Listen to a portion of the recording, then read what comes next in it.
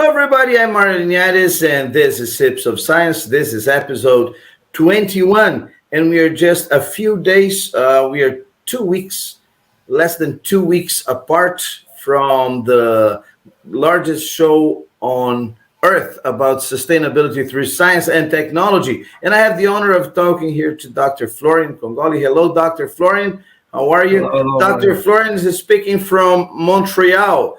It's cooling down in Montreal, isn't it, Dr. Florian? Yeah, yesterday was raining. Today it's 9 degrees Celsius, but it is 6 p.m. anyway. Yes. So here it's a beautiful picture of Montreal by the St. Lawrence River. And I've got also the pleasure of talking to Professor George Kipouros. Hello, Professor. How are you? He is also in Canada. Same time zone as Dr. Florian in the city of Hamilton. How are you? What's the weather like there, Professor Kipouros? The weather is a little bit warmer than yesterday, so it should be at that time of the night probably 10 degrees or so. Very good. Well, this program is, so there's a picture of Hamilton, Ontario. Around an hour drive from Toronto, right, Dr. Florian? You told me. Yes, I guess so, yeah. Around there. And so my two guests tonight are in Canada, and I am. Today's a little warmer than it was there. Here we had a high of 29 degrees Celsius, and I am here in this beautiful city, you can see there, of Cabo Frio, the state of Rio de Janeiro. Now, as we record this, we're recording this on Saturday, and it's 25 degrees right now, but it was quite warm during the day. We are getting to the summer. Summer already started. Well, we are still some days away from summer, but in this area of Brazil, we have very little cold days. Yes, very few cold days, maybe less than a month of cold days. And when I mean cold, I mean under 20. Yes, so 11 months above 20, and this is mid-season, but quite good. Well, today we have the honor of having here with us Professor Kipouros, and he names the Kipouros International Syposium on Molten Salts and Powdered Materials. That is one of the almost 50 symposia that we're going to have at SIPS, the Sustainable Industrial Processing Summit, that is going to be taking place at the Hilton Arcadia, Phuket Hilton Arcadia, between the 27th of November and the 1st of December. Right, Dr. Florian? So let's start with you today, talking about the countdown to SIPS. We are less than 2 weeks before when this video premieres. Yeah. Well, just to say a little bit something that I normally say, SIPS follows the Flogen sustainability framework. Has been, there are three criteria of sustainability and three pillars. This was our concept and our invention because we saw that there was huge confusion in definition of sustainability around the world. By the way, the first definition was in 1992 in Rio de Janeiro. Nobody knew about this definition actually until recently. It was not popular. We started this sustainability. So we are the pioneer with the Sustainable Industrial Processing Summit, or sustainability through science and technology here. And many people acknowledge that in Japan also, that now everybody is speaking about sustainability has been exploding.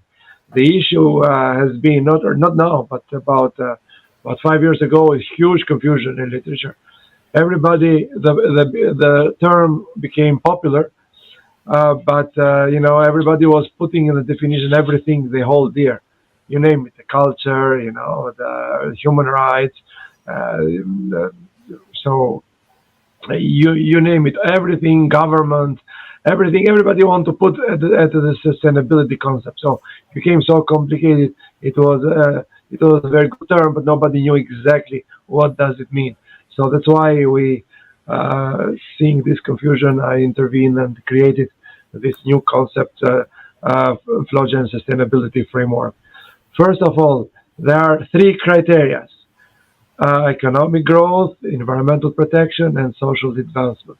These are three criteria that have to be reached simultaneously. If we forget any of those, we are not sustainable.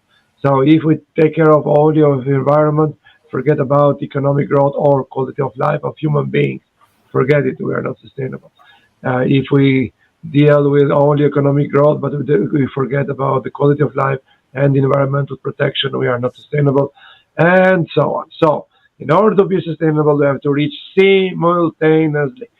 If not so simultaneously, we are not there. And then we hear, let's say, for example, if you hear politicians today, they say sustainability, but they use terms like environmental sustainability. It doesn't make any sense. But what I mentioned is the criteria is different, and the actors, those that help or hinder sustainability, are totally different story. And for us, there are three composite three. One, it is science and technology. One, it is government and management, and the other one is civil society and education. So it's a table with three pillars. Any of the pillar, goes down, the whole structure goes down. So they are equally important factors or pillars: science and technology, government and management, and education and civil society. So all they are equally important, though, but there is also an order of precedence. So you see the science and technology is in the forefront for a particular reason. So the government are so poor if they do not use the solution, because science and technology give solutions. If they have no solutions in terms of science and technology, the reach of the government is mediocre. Why? What they have it in their hand is just to restrict the use of electricity because they have no energy, to restrict the use of water because there is no water. So basically, measures of this type, they are good, they're not bad. The issue is that's not the efficiency so low. The main factor that gives the solutions is science and technology, and the government, without the solution provided by science and technology, actually it is so poor. But also we have education. Education, prepares the future generation for science and technology. So they are equally important, but for science and technology is the one that gives a solution, that it is able to reach. Well, three of them are equally important, but science and technology gives solution to reach the sustainable, the three criteria of sustainability simultaneously. Now, Professor Kipouros is a researcher, so he falls in the pillar of science and technology, but also he is an educator because he has prepared all his life the young generation. His students now work in universities and industries all over. So he represents these two pillars. He is not in politics, or he's not in government, but also he touches the management because every project has you need to manage it properly, and also any private companies or any entrepreneurship spirit that you have has to have the management of anything in the company. So he has all his life mainly in many fields, but in life too in molten salts or ionic liquids are interchangeable, and in the powder metallurgy. This molten salt is not actually it's a method. It's not a field of science. Mm-hmm. It's a method. It's actually a medium of treatment of you can achieve actually surprisingly many things using molten salts. But anyway, we say molten salt and ionic liquid. Molten salt basically in room temperature they are solid. At higher temperature they are liquid and you can use this. But the ionic liquid are liquid in room temperatures that they interchangeable. But these they are surprisingly they can be used in many things. In heat treatment of metals, in nuclear reactors. It depends what kind of salt you use.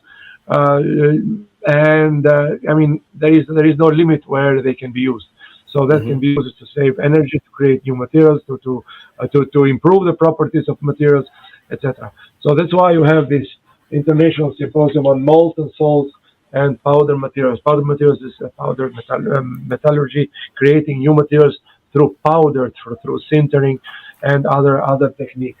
So the symposium, here we have a description of all the fields that Professor Kipouros has worked: molten salt, electrolytes in Raman spectrum. You have all the fields, and you have also co-chairs that spans from all continents, from Canada, from Denmark, also University of Toronto, SM Greece, and from Iceland. Dr. Florian, just to interrupt you, the link to this screen, to this page in the website is under here. Yes, so for sure. In the description. Yeah, you can. With the description of the seminar, of the symposium, we are going to have also Professor Kipouros' biography and CV. So it's just down here. Sorry to interrupt. Continue. Exactly. No, that's okay. So this is just people should be familiar with the site, and that's basically the background and setting the framework for this broadcasting, and then I yield back to you. Okay, very good. Well, as Dr. Florian started saying, today we have the honor of having with us here one of the world's largest specialists on the field. Yes, and his relevance is so big that he has a symposium named after him. It's Professor George Kipouros. He's the Emeritus Professor and Dean of the Saskatchewan University in Saskatoon, and also the Dalhousie University, Halifax, Nova Scotia. He's a well-known figure for his profound impact on the production of materials in molten salts, as Dr. Florian said, at laboratory and industrial level. Extensive research on thermodynamics, electrochemistry, electroless plating, spectroscopy, vapor pressure measurements on sensitive materials, phase diagrams, determinations, electrometallurgical operations, corrosion of copper and nickel, production of light metals, reactive metals, refractory metals, calcium carbide, cermets, rare earth elements, magnets, powder metallurgy, additive manufacturing, and tissue engineering. He has dedicated himself to research and education in the University of Toronto, the Massachusetts Institute of Technology, General Motors Research and Development, Technical University of Nova Scotia, Dalhousie University, University of Saskatchewan, Waterloo University, the University of Tokyo, Tohoku University, Kyoto University, University of Patras, Trondheim Institute of Technology. And the list of awards and honors includes the 2016 Canadian Academy of Engineering Fellowship Award, the 2016 Canadian Institute of Mining, Metallurgy, and Petroleum Fellowship Award, the 2013 Life Member Engineers of Nova Scotia, 2010 CIM Distinguished Lecturer, 2007 Japan Society for Promotion of Science Invitation Fellowship, and in 2007 also the 20th Canadian Metal Chemistry Award, the MatSoc of CIM, and also the Best CIM Paper in CMQ, Best Reactive Metals Paper in Light Metals in 1994. And this goes back to 1978 and goes back to the 60s. The list is immense. The synopsis is 21 page long. So if I read everything, we have no interview today. So for me, it's a great honor. Yes. And I suggest everybody to dedicate 2 or 3 minutes or even more, maybe 10 minutes to read his full biography here. Thank you very much for being with us today, Professor George Kipouros. It's a pleasure having you. Let's talk about the International Symposium named after you. First of all, congratulations for the honor. And second, what should we expect at it, Professor? Good. Thank you very much.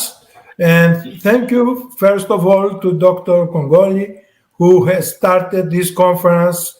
And it is very, very important because it brings family members. That means kids exposed to science by going along with all these professors, students, and people from industry. And thank him also for naming the symposium after myself. There are younger people as well which will deserve this notation, and I hope that Dr. Kongoli is in good health to continue this very beautiful symposia that he is doing. Unfortunately, the societies of physics, chemistry, whatever, had not followed in his idea of having people and students and kids interacting either in cultural activities or in even lectures. So thank you, Dr. Kongoli, for giving me this opportunity. And thank you, Mario. You did a lot of good introduction to bring everybody up to whatever the whole thing is about.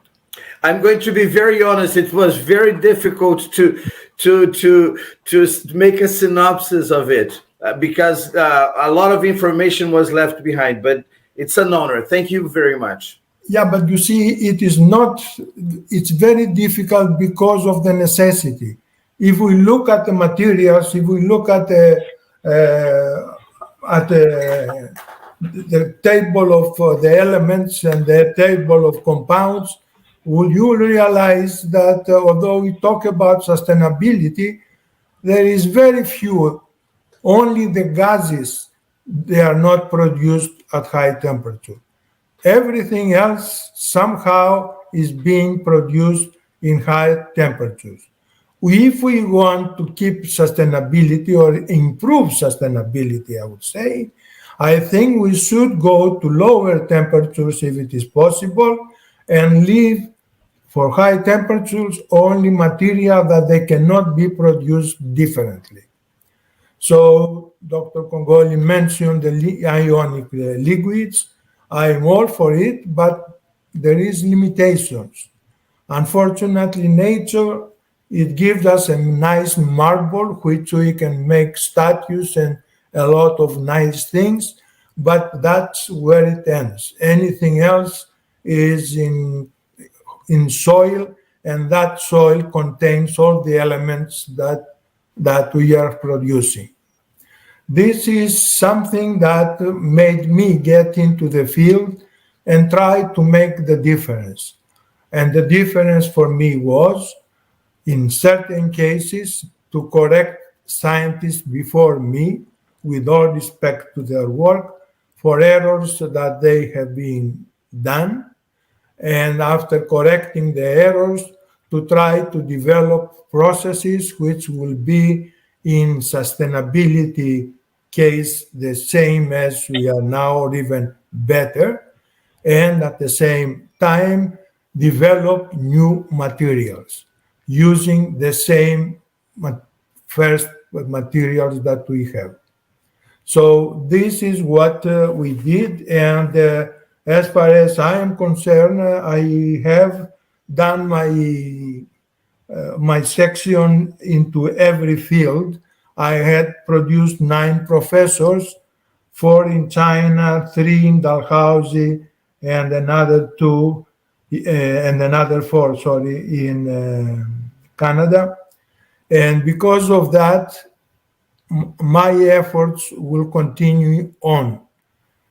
And also the principle of having to take care of the sustainability of the processes and reduce as much as possible the energy to make these new materials. In addition to all this, I would also add that the tendency now is to talk about powder metallurgy. Actually, when I go to Thailand, I don't know if I will have time to visit the Neo Magnequench. This is the project where I work in General Motors, and it was sold to China, and they moved it to Thailand to produce the magnets, while they kept in the North China how to make the metal neodymium, iron, boron, metal, which you need to produce the magnets. So this is something that it is very important to know, that you can see the actual plant in Thailand. So beyond that, I took another step and another step, and I said, okay, now how we are going to produce materials? Do we only produce in big amounts materials, or we can make powder? And as we have flour powder that we make a lot of cookies and a lot of food, the same thing, by making these powders, you can actually bring in several possibilities that did not exist before. And you can combine the various materials, like the magnets. The magnet is not one material, is neodymium metal, iron metal, and boron. And these kind of things gave us the idea of getting into bringing the computers in use for materials. So you mentioned something about artificial intelligence. That means you use computers and you use powders to make any possibility you would like to do. And also we need to combine materials, so we have the so-called additive manufacturing, which was not possible before because you cannot combine big pieces, but you can combine powders together. So this is my introduction to the field, and my thanks to you guys for giving me the opportunity to start what I am doing. But you're muted. Yeah, my microphone was off. I'm sorry.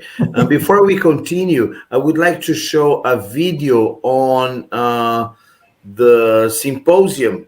Yes. And then we continue with Dr. Florian, specifically about this synergy. I have some questions about what Professor Kipouros said.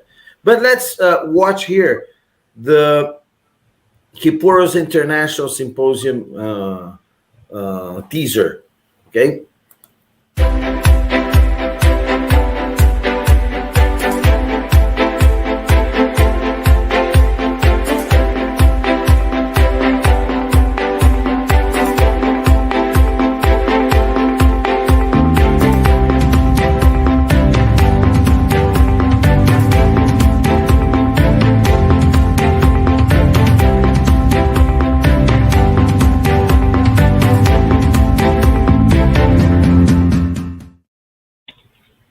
Well, we are back here with the SIPS of Science, and today, as we said, we have the honor of talking to Professor George Kipouros and Dr. Florian.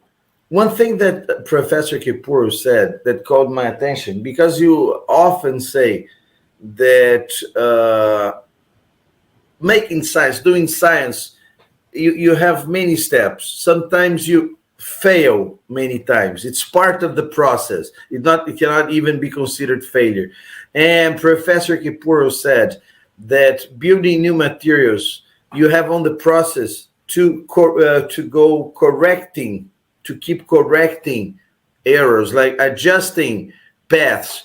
How important is this symposium happen in a bigger event like SIPS? Then you have other symposia, and how can these other fields of science help each other, like shortening the process, reducing the steps, reducing the errors to be committed?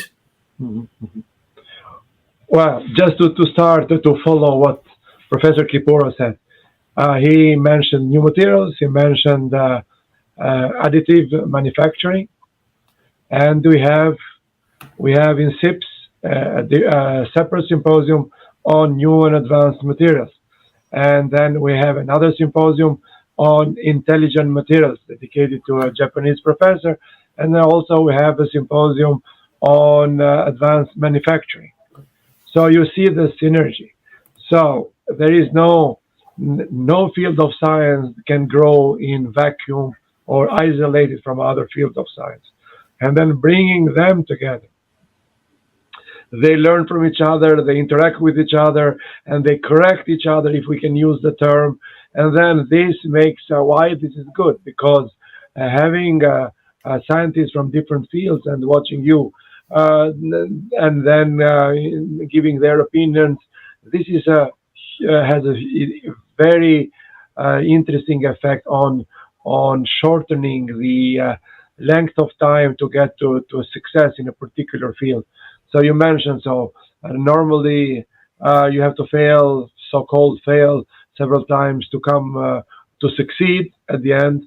So one of the famous scientists of 19th century was saying you have to fail 10 times to succeed the 11th time. But this happens because of several reasons. First, if you work on isolation, let's say, for example, molten salts. Molten salts can be used in steel. I mean, for improving of the properties of the solid steel. Can be used for in the nuclear reactors. Can be used. You name it. Depending on what you put it there. Depending on the composition of the molten salt.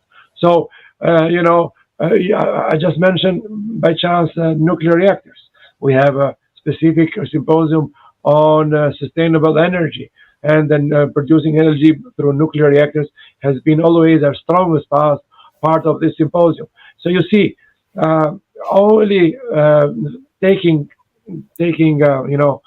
following what Professor Kipouros said, we have so many other symposia that touches his field of interest in molten salts.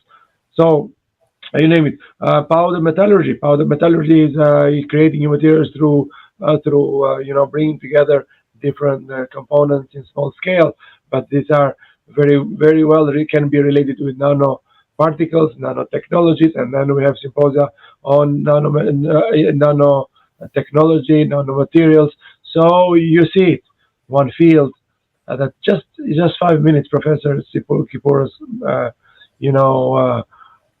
discussed about, and then we draw the conclusion that we have so many other symposia that touches his field.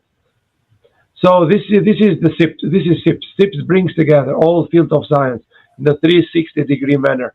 These they help each other, and they are all in one roof. So you name it. So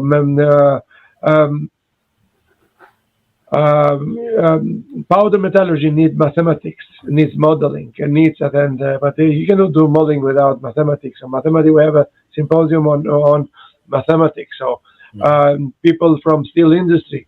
So we have a symposium on steel and iron and steel making dedicated to Poveromo, famous scientist on iron and steel.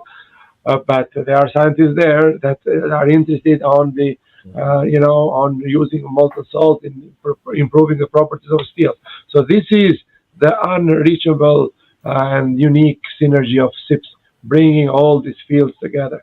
So if we work on isolation, the path to success is much higher, much longer. So if we work under the same roof, and this is unique of SIPS that brings them together, then the chances are it will always shorten the period to get to the success, because you have the point of view of so many scientists from different fields. This is this comes from history. We divided the fields of science in different categories, in different paths, and this comes normally from ignorance. We divided physics from chemistry.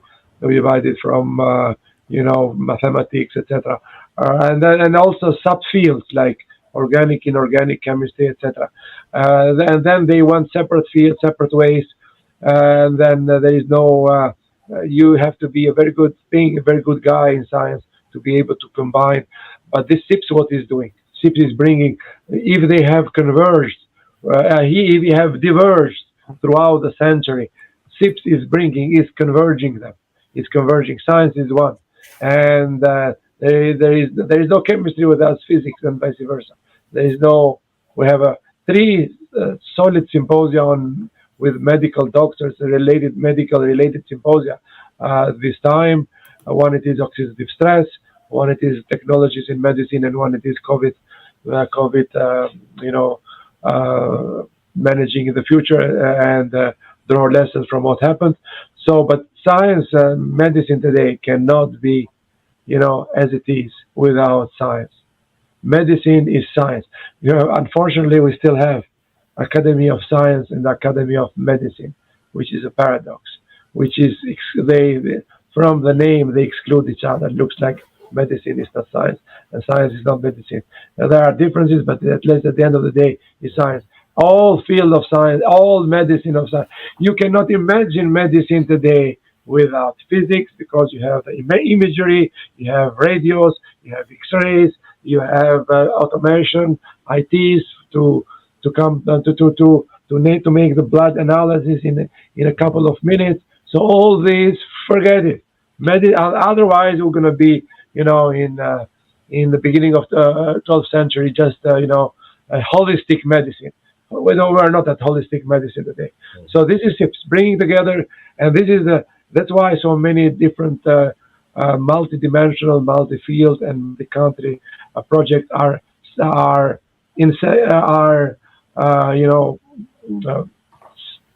started at SIPS because of this synergy. Okay, so I have a question. So you see, from a 5 minutes, Professor George speaking, I draw all these conclusions. So this is by itself, the synergy of science. And by the way, exactly. This year is 50th. We should mention this. This is 50th years anniversary of research of Professor Kipouros, because you mentioned it goes back to 60. This year is 50th. Wow! Anniversary. So congratulations. Congratulations. Thank you very much. Thank you. So this is to be celebrated. One thing that caught my attention in what you said is that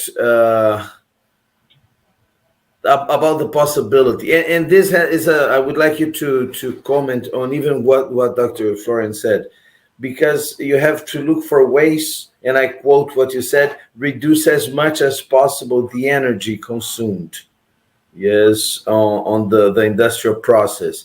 I mean, is this the core of sustainability through science and technology? If you're referring to my comments, yes, it is, because we are growing as population, and if we do not reduce the energy we are using, we are going to have what we are seeing now, the signs of overheating the planet and making our lives not so good. There is limits, of course, to how much we can support, but if we can go to a different process to spend less energy to produce similar material, I am all for it, because this is what is happening. The synergy of science allows that one discovery in one area can go to the other area. And I have three examples which are not listed in my symposium there, that I give you three examples. The first example is that in the process of my work, I try to correct something in industry, that it was for 100 years in Gmelin's handbook, the phase diagram was wrong. Because it was wrong, I started to correcting it. And because of that, I noticed that in the modern world, you see what is the effect that you made. And I saw 13,000 readings for this little thing. And I was wondering, why is that? So I talked to one of these authors that they refer to me, and they told me that we are doing this for energy storage. So if I can have energy available, I can produce some of your hydrates that you produce, and when I need it later, I can go to a lower hydrate and get the energy. So I couldn't believe it. That was one example.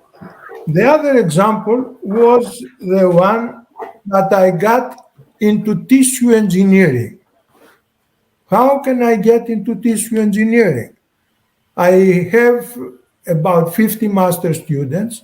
One of them came from France and he said, doctor, I know I'm a metallurgist, but I want to work something in the field of medicine. I said, I was the dean at the time. I was not supposed to spend a lot of time in research. I said, sure, I have a fellow from China who is actually a very good teacher in Saskatchewan. And let's go, and I will put you into the group of a PhD student so you can work together. And I watched that presentation, and I realized that they are doing tissue engineering by buying from the hospitals materials which are building the scaffolding. But as they agitated in the solution, some of those things are killed, and the process was not very good. So I asked the questions that I had to ask, and then I came up with one solution. Because everywhere in the world, nobody agrees with anybody else. If someone's hand is very fast or is very thick or whatever, you do not get any measure. So I proposed and I took one viscometer that measures these things, and I asked my student to do a side project exactly on that, which means you start with very slow slow turning, and then you take a sample, you see how many of the living organisms died, and then you do the process and see how important is to get a better result. Well, after a month of publication in the tissue engineering science, we got 700 reads. And because they see me as the senior professor, they were sending me the letters to get more papers about that. And I was passing them to my colleague to take the rest. Another very important thing which is not listed there, it was also a professor from China came to spend a year with me. Unfortunately, I was leaving the second half of the year to go to Japan, and he asked me for a project.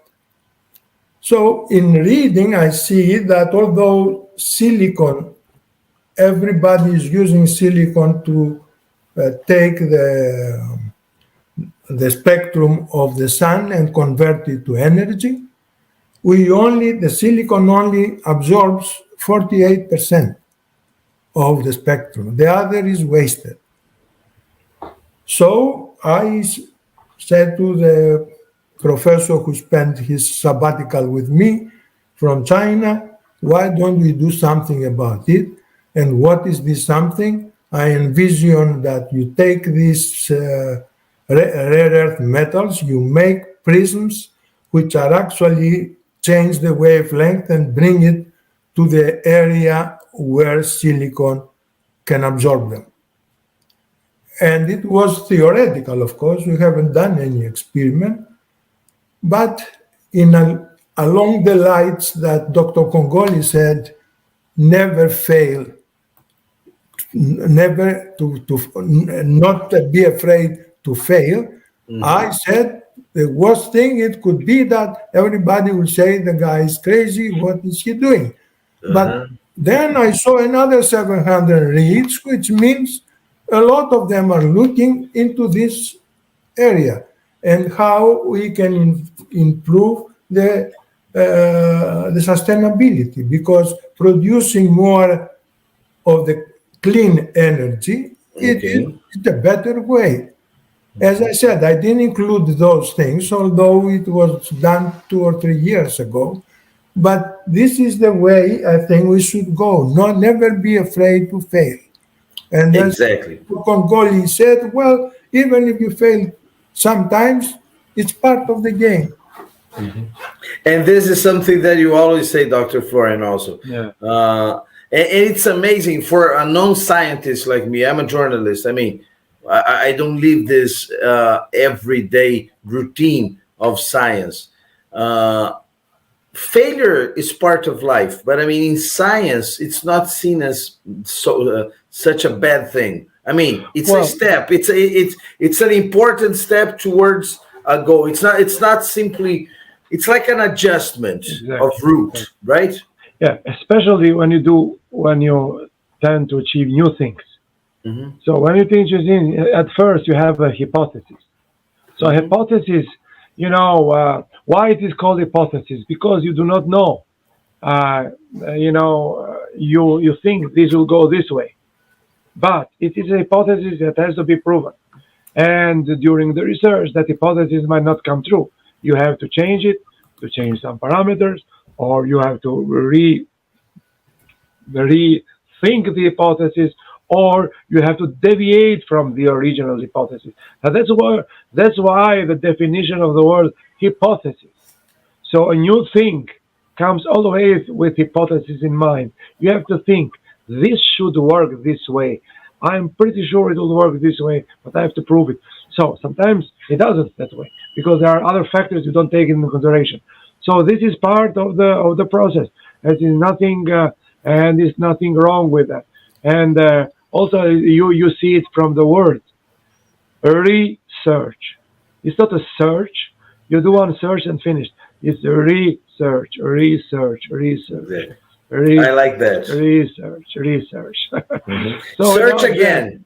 Search again, because you never finish. So if you have new things, you never finish. So there is another expression. If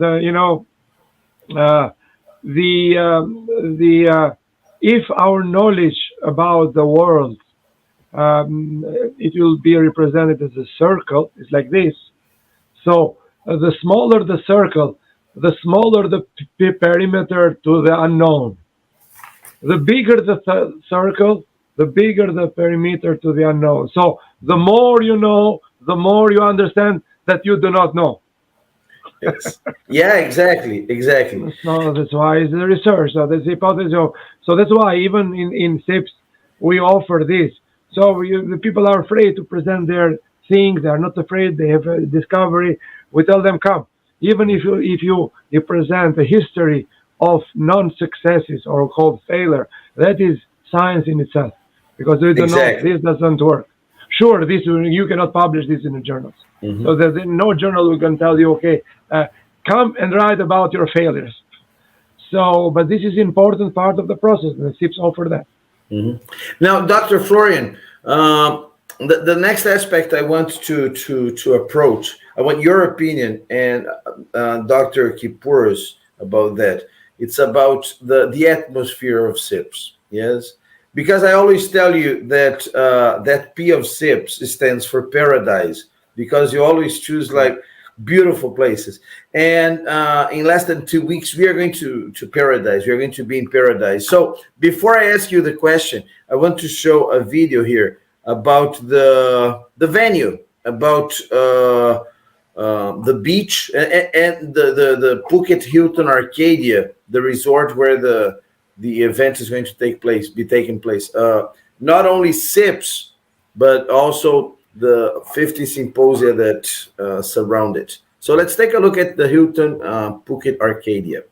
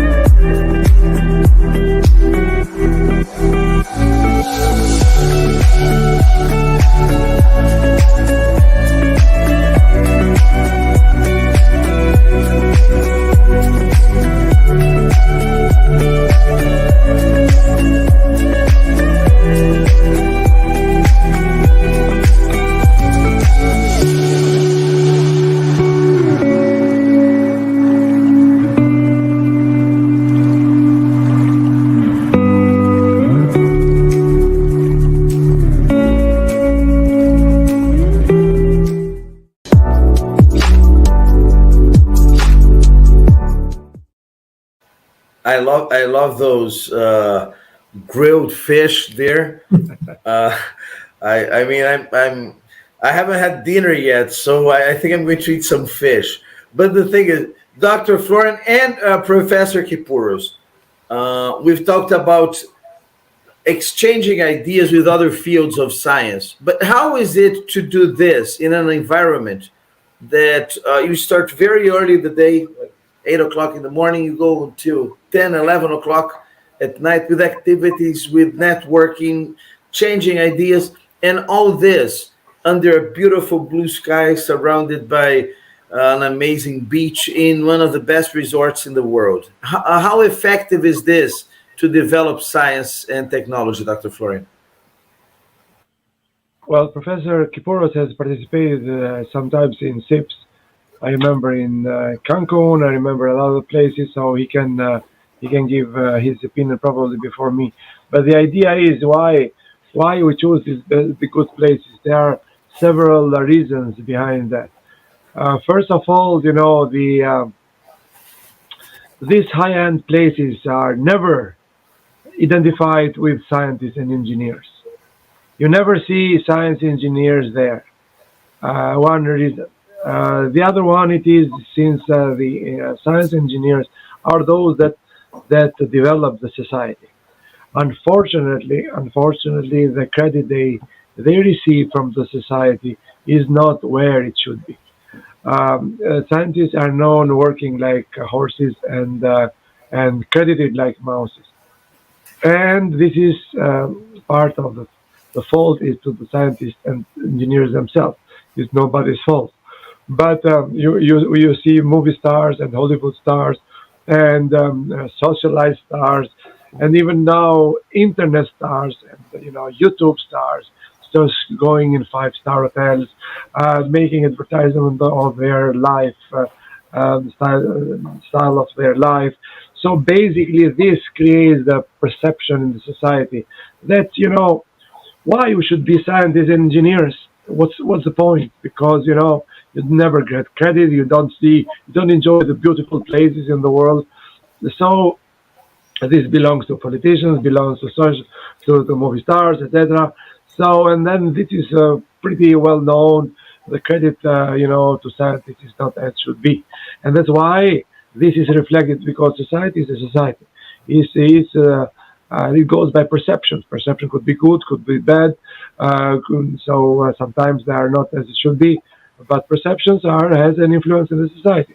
That's why a number of science and engineering institutes around the world has been, as a tendency down. It might be small up and downs some years, but as a tendency has been down because it's not, seen as an enjoyable field of studies with a lot of work, with a lot of sacrifices, and you don't get compared to sacrifice you don't get the in return the payback in terms not of money, but in money also, but also in pleasure. So that's why we choose the best places around the world for scientists, engineers. Sure, we try to keep the prices down, have a good deals. You saw that the hotel we're staying, it's a five-star hotel by the beach, but we have a very competitive price, 115 euros per night for two persons, breakfast and all taxes and fees included. So this is a gift for scientists and engineers for that reason. And then when you go to these good places, there is a healthy competition between to follow the technical session and go to the beach. And this is always, a healthy question of many of participants. I remember even João Ricardo, the politician from Brazil. He said in a gala in Cyprus, believe me, I've not been in swimming pool. I've not been at the beach. I'm still, following your symposia. Some of them are not in my field. And also, I mean, Jean-Marie Dubois, professor from France. But just a question. If the person wants to attend, focus full-time on science and technology and not go to the beach, you have a special deal with the hotel for people to stay longer or arrive earlier. Exactly. And we have done it all the time. we offer with a deal, special deal, the hotel, they can stay up to 5 days before and 5 days after with the same special price. This is always, it's part of our DNA. Always we do deals like that, and we offer up to 5 days before, 5 days after. So if you have if you have a long trip, you stay. You don't feel yourself guilty. Okay, I'm not enjoying the beach and swimming pool. So if you are there, you can. So everything is the purpose of the trip is traveling, but you can stay for vacation 5 days before, 5 days after. So it is a full spectrum, achieving full spectrum stay, achieving within a stay so many things. But the main point is, if you are in a beautiful place like this, the chances that you come up with good ideas because of the interaction and synergy between field of sciences are high. That's why you have many projects being has a initial point in SIPS between different fields of science, between countries, scientists around the world. So this is a very important, incentive to have, and gives results. It's not just only for pleasure, but gives results. So it is a golden cut. It is a golden rule that we always do, and that's why people always, are happy, and then they follow through. But Professor Kipouros has been in some of our SIPs, and he might give his impression in this direction also. Professor Kipouros, how does it help? Is it important, for example, to have a drink by the beach with another colleague that you don't have the opportunity of meeting so much? Is this atmosphere positive for science and technology? Well, I made some comments at the beginning about this, and I think all the organizations who have conferences, they should follow the model that Dr. Kongoli put in place as SIPS. And there are many, many reasons. I will just refer to a few of them, that having the children around, they, by osmosis, start talking a little bit about science terms that the grown-ups are using. The other thing is that the family also recognizes that when we go to in some of the meetings, it is a real scientific world that we are talking to, but at the same time, by organizing some of the cultural activities, local dances, local theaters, music, local Spanish music in Mexico, all these are relaxing the whole family and the whole scientific and industrial family.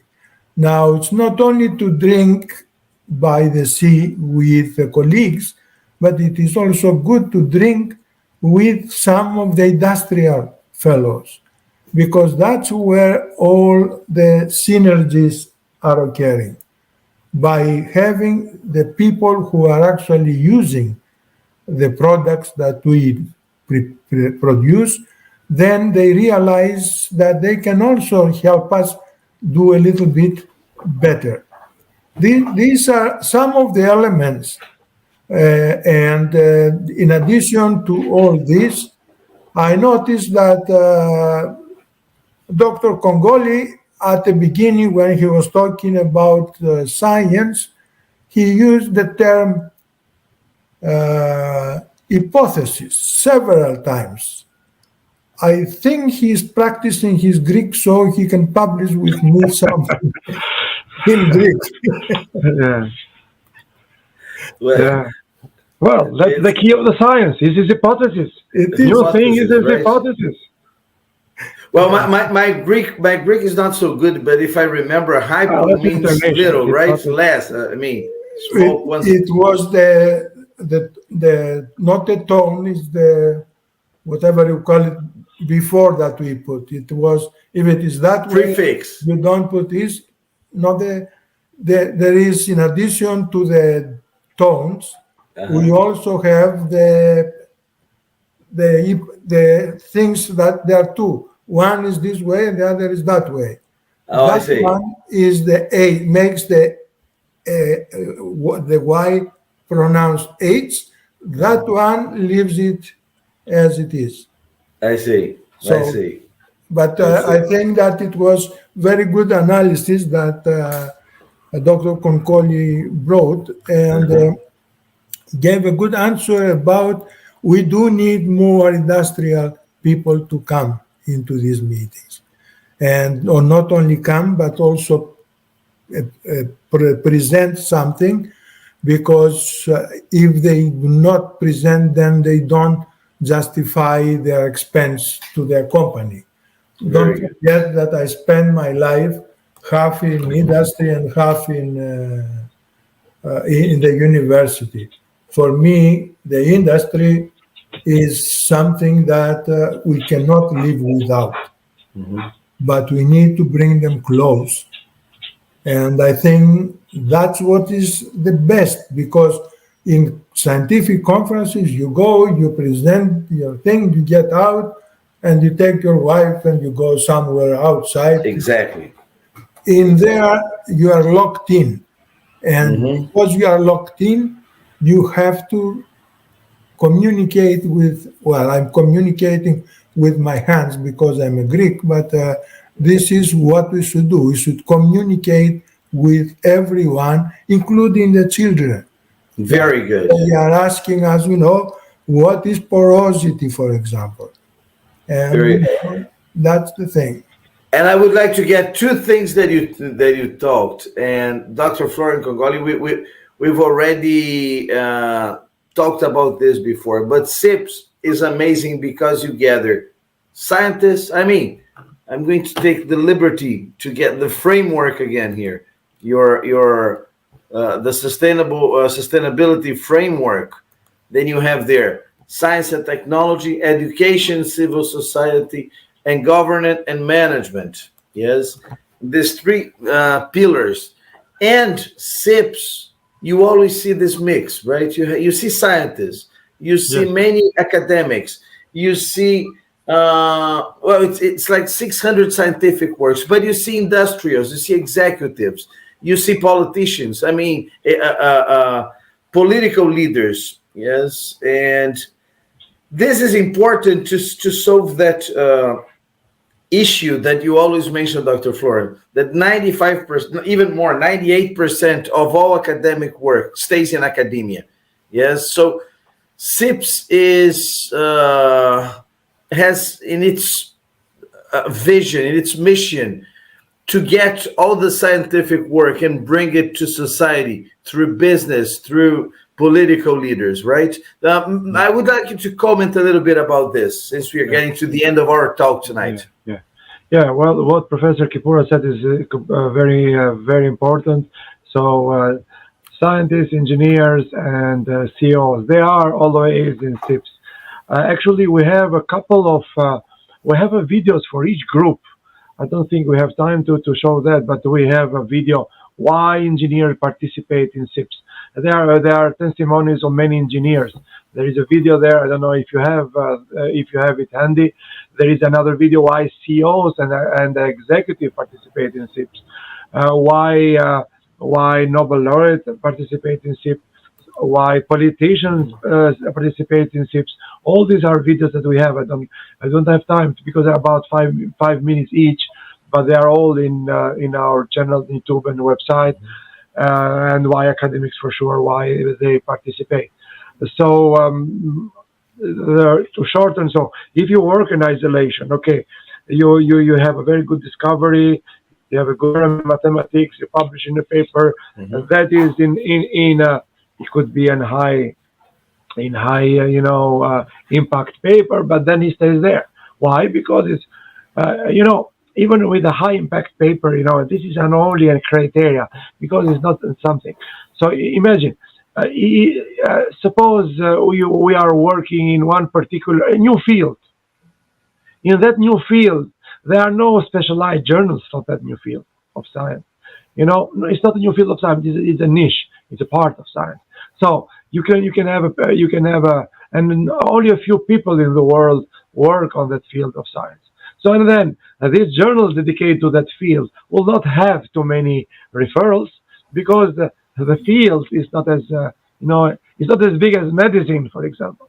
So if you have the medical journals today have impact factor 10, 20, 50, 30.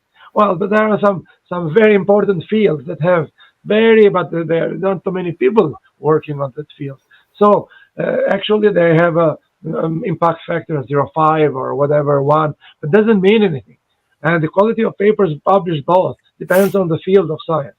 But what I was mentioning, if you work in isolation and then you don't expose the work in a different field of science, then the chances are, and what it is today, 98% of the paper stays in the publication in the library, and they do not see the application. They do not see industrial application. It could be in the future if some people are able to go through from people from physics, from chemistry are able to go to the journals of physics and find out what are those people doing and how they can help my for example, molten salt is chemistry, but also it's mixed with physics also.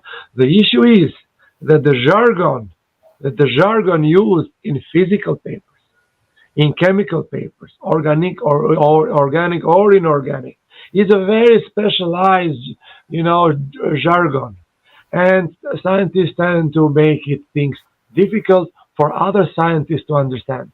Why? Because they use their own jargon they use in everyday life, and they forget how can they expose it in a wider public. And this makes it very difficult, for different scientists from one field to the other to find out how can goddamn I can use that physical theory this my colleague from physics has used in my profession. You have to be a physicist to have the terms, spend a lot of time to find out what is really has done and how you can use it. So that's why many of the papers stay in the library and never see one of the reasons, not all. They never see the application. So, but Professor Kipouros has, as you mentioned in his biography, he has been working in the industry almost half of this time, and at the university the other half of this time. And this is a golden cut. This is the best way in order you can understand the needs of their students. That's why SIPS have together engineers, scientists, CEOs, manager, directors, together with academics, together with politicians, together with law. We have a symposium this time dedicated to a famous, Washington D.C. lawyer. We need all this, because science can be used in a good direction, can be used in a bad direction. So always government and law is one step behind science, because science develops new things. You do not have the legal framework to manage it in advance. It's impossible. So they are always one step behind, but they are important because they can create a framework where at least the new development do not go against the human life, because one criteria of sustainability to improve the human life. But what Professor Kipouros said is exactly that. We tend to be 50% industry and academia and SIPS. And if you have the video why engineers participate and probably why the CEOs participate. After we close the interview, we finish the interview, we'll play the video before we finish. It's a long video. If I play now, it's going like we are getting to the end of it. I would like to use this opportunity to ask first to thank both Dr. Florian Kongoli and also Professor Kipouros, and I would like to have you have your final considerations. I will start with Professor Kipouros, please. Well, I think we had a very, very good discussion here, and we covered, I believe, all the aspects. and all the means that we can take advantage to bring everybody together so the ideas, the future and all this diffuse through not only the scientists but also the engineers in the industry, the people even in the families to understand. I'm mentioning families quite a bit for the reason that one of the perennial, the process by which we make neodymium for the magnets, it was the same or similar to the one that we make plutonium, if you can believe. And they had for 40 years, they had the problem that when you put the powder inside the melt, it starts foaming. It's like cooking and goes over. And they couldn't figure out what was happening. And when I did my PhD, I had solved this problem. And that's why in the first opening of my talk, I talk about flour. When we cook, we put flour in the water, and then the first thing you see is the thing comes out, bubbles come out of the flour. That's not something that the flour dissociates. It simply had absorbed a lot of air, and in chemistry, it absorbs a lot of the atmosphere, and unless you take precaution to get it out by slow heating and all this, you are going to have a lot of problems. So there are practical things that we have to refer to, and I think this is the best opportunity that SIPS and Dr. Kongoli brings to discuss in our own time with our own environment how I did something and learn from someone else how they did something. I might have the same problem, but I was afraid to talk about. Well, this is exactly what the SIPS is about, bringing all the problems together and try to get wiser when you go out. Very good, very good. And Dr. Florian, your final considerations. Well, I'm just following up on Professor Kipouros. They were very golden words. So I was just trying to magnify a little bit. I'm saying, SIPS is not a show of some persons and others are spectators. Come up with your own discoveries, your own ideas, and present them. So SIPS is a show of actors, not show of spectators, where somebody is speaking and all the others are listening and applauding. So this is everyone should be and we tend this way, as Professor Kipouros said. Even people from industry, most all of them that come, they present because we insist that way. So they are also actors. So please, we invite all people to participate, even with something that might be, timid, not to present. I'm not so sure.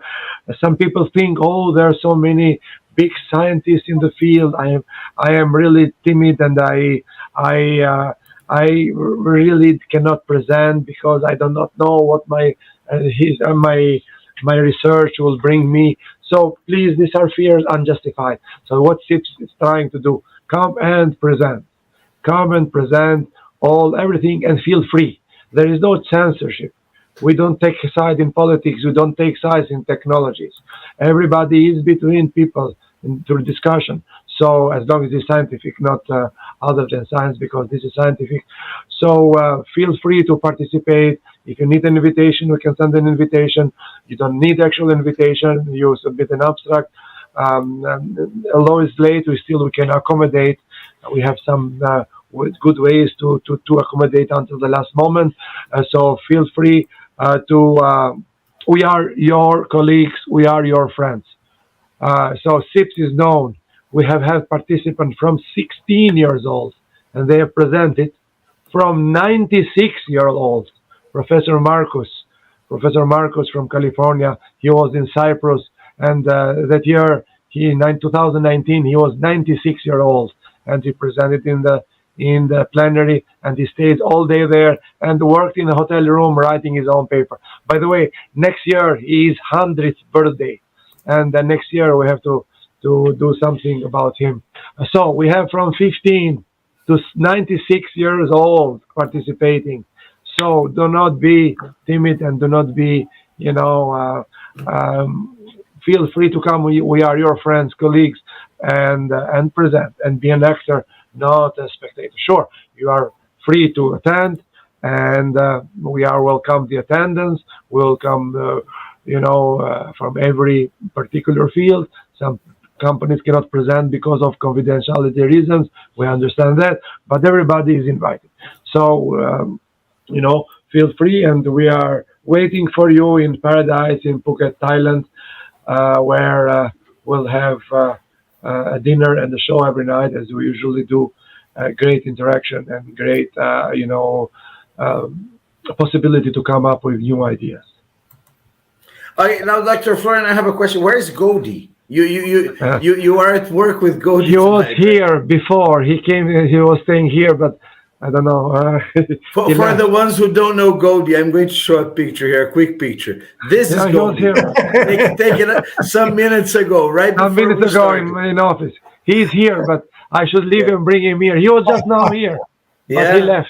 I love it. Actually, I was doing this, if you saw it previously. Yeah, I saw you doing that. I imagine it was him. Yeah, he left. Because I think he's not very fond of cameras, because whenever you're starting to record, he runs away. I mean, so one day I would like to have him here with us.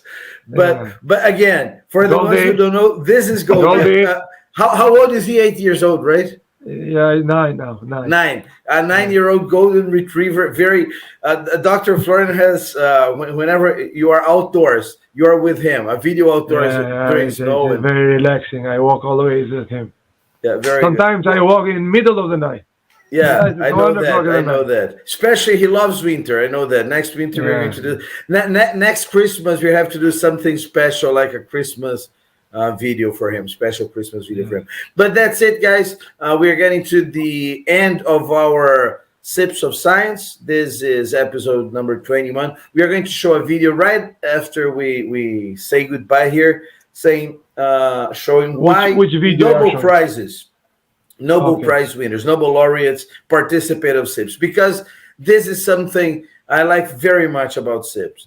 600, some of the greatest minds in the world, and I include here you, Professor Kipouros, thank you very much, Dr. Florian Kongoli, and over 500 other scientists. There are like 600 scientific papers presented.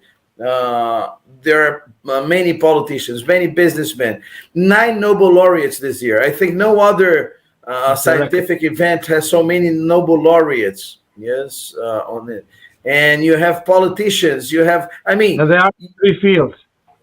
3 fields. 1/3 of them in Nobel laureate in chemistry, 1 in physics, 1/3 in medicine. And 1 also Peace Nobel Prize. Remember, we have a Doctors Without Borders. Yeah, well, João Ricardo. Dr. João Ricardo is a Nobel Prize. He always says, I'm a Peace Nobel Prize. He's not medicine, he's peace. Yes. Yeah. So it's the best place to be if you like science, if you like technology, and if you really want to do something about sustainability. Well, you can help. Just subscribe to the channel. Just leave a thumbs up. Share it with your friends. Comment, and you will be for sure helping a lot. SIPS of Science. Well, I'm Mario Linhares. I'm broadcasting from Cabo Frio, and again, thank you very much, Professor Kipouros. Thank you very much, Dr. Florian Kongoli. And now, let's see why Nobel laureates come to SIPS. Flogen meetings are unique in the sense that they combine science, engineering, and fun. Here they talk science, they talk engineering, they talk technology. And indeed the very relations between the science, the engineers and the politicians. That is a framework which is absolutely essential. It's very important for me to understand how interact, let's say, the science with the sustainability and the social responsibility.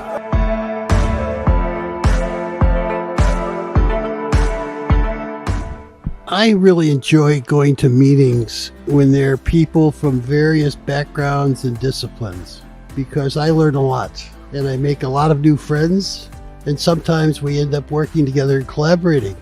And when you bring people together with different backgrounds and different interests, you create new technology and directions, and that's very important.